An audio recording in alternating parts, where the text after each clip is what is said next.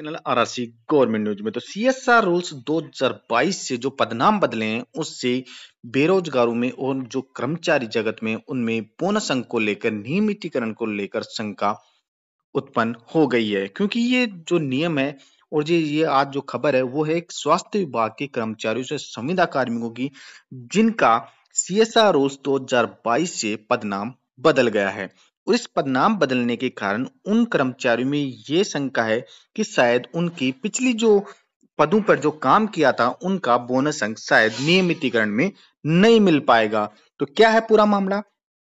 तो पूरा मामला ये है कि जो राजस्थान जो सरकार है उसने पदनाम बदलकर युवाओं के जो भविष्य है उनका शायद खिलवाड़ कर रही है, क्योंकि सरकार ने Rajasthan contractual hiring to civil post rule 2022 के तहत संविदा पदों का जो नवीन पदनाम मानदेय में खामी का जो खामियाजा जो युवा बेरोजगारों को भुगतना पड़ रहा है, क्योंकि असिस्टेंट बनाकर छलावा किया जा रहा है जबकि कुछ पदों का पदनाम नहीं बदला गया है। तो पदनाम बदलने पर युवा बेरोजगार मुख्यमंत्री चिकित्सा मंत्री, प्रमुख शासन सचिव, मिशन निदेशक और इसके संबंध अनेक जो अधिकारियों उनसे ये मिलने जा रहे हैं, ताकि सरकार की ओर से नियमित भर्ती निकालने पर बोनस अंक मिलेगा या नहीं की स्पष्ट करने की मांग रखेंगे।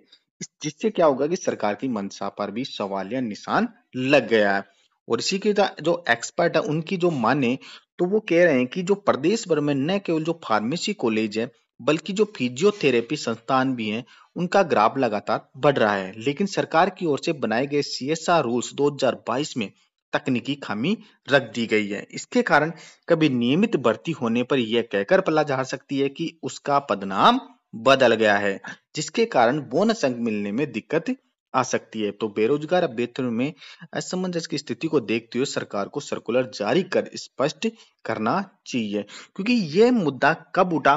क्योंकि जो कर्मचारी जगत में जो सीएसआर रूल्स 2022 थे तो इनमें अडोप्शन इनका हो चुका था। इन्हीं अडोप्शन को लेकर जिनका पदनाम जैसे संविदा भर्ती 2022 जो सीएसआर रूल्स 2022 के तहत उनका पदनाम चेंज किया, उस पदनाम से पहले जैसे इनका पदनाम डेंटिस्ट था तो डेंटिस्ट में नवीन पदनाम हो गया dental care officer, AYUSH M को हो गया आयुर्वेदिक ऑफिसर, फार्मासिस्ट को फार्मासिस्टेंट, फिजियोथेरेपिस्ट को फिजियोथेरेपी असिस्टेंट, अकाउंटेंट को अकाउंट्स असिस्टेंट, कंप्यूटर ऑपरेटर को डाटा एंट्री ऑपरेटर।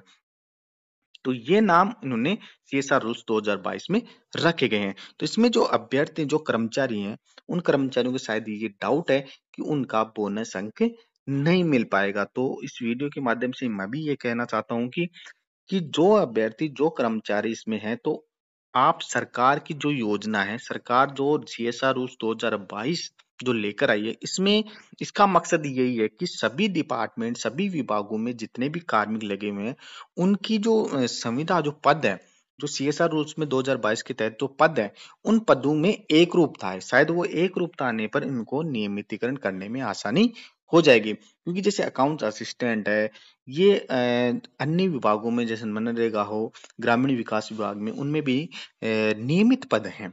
तो इन पदों पे शायद एक रूपता आएगी तो नियमितीकरण में आसानी हो जाएगी। तो ऐसे ही अन्य विभागों की भी की जो नियमितीकरण जो फाइलें जो चल रही है उस नियमितीकरण का काम जल्द से जल्द हो। तो आपकी क्या राय है? हमें कमेंट बॉक्स में लिखना जरूर, और वीडियो अच्छा लगे तो लाइक जरूर करना। धन्यवाद।